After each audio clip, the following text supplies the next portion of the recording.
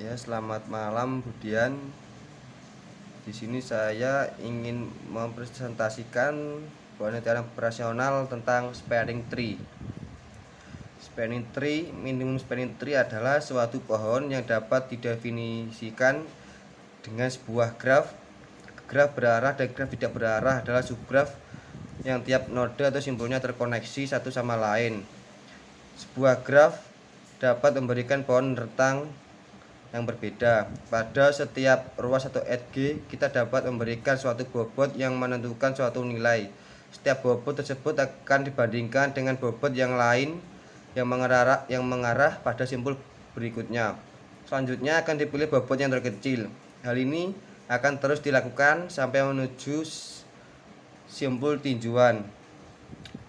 Pohon rentang minimum atau minimal spanning tree adalah teknik mencari jalan penghubung yang dapat menghubungkan semua titik dalam jaringan secara bersamaan sampai diperoleh jarak minimum.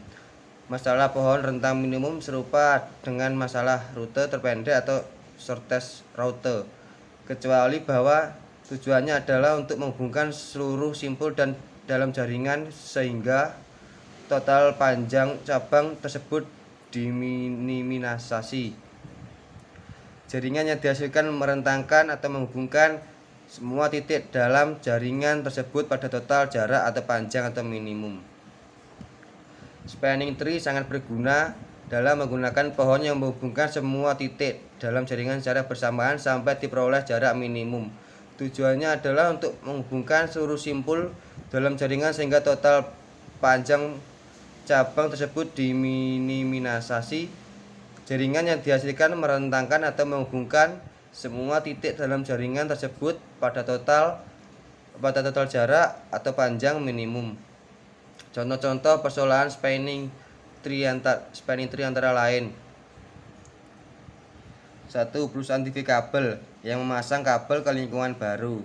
Jika dibatasi untuk mengubur kabel hanya di sepanjang jalan tertentu, maka ada graf yang mewakili suatu jalur.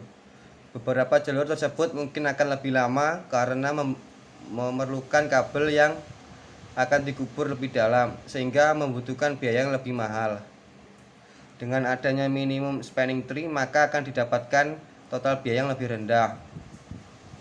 Sebuah gedung IST Corporation yang baru memiliki beberapa ruangan dan tiap ruangan membutuhkan satu lubang aliran listrik atau biasa disebut sebagai steker.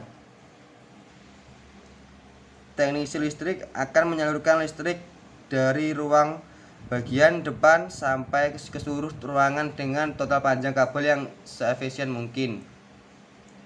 Jika spanning tree diterapkan pada persoalan yang mengandung unsur bobot yang minimum jumlahan dari bobot edges. Algoritma pertama yang dipakai untuk mencari pohon rentang minimum dikembangkan oleh ilmuwan Ceko Otakar Borufka pada tahun 1926. Berikut untuk gambarnya. Borufka membuat pada tahun 1026, bahkan sebelum komputer seperti yang kita kenal sekarang ada. Itu ditepikan sebagai metode membangun jaringan listrik yang efisien. Berikut graf 1, graf 2. Algoritma yang digunakan untuk menentukan MST, algoritma pewarnaan graf, algoritma Willkomm-Powell. Berikut jurnalnya. Sekian, terima kasih. Mohon maaf kalau ada kata-kata yang salah, mohon dimaafkan.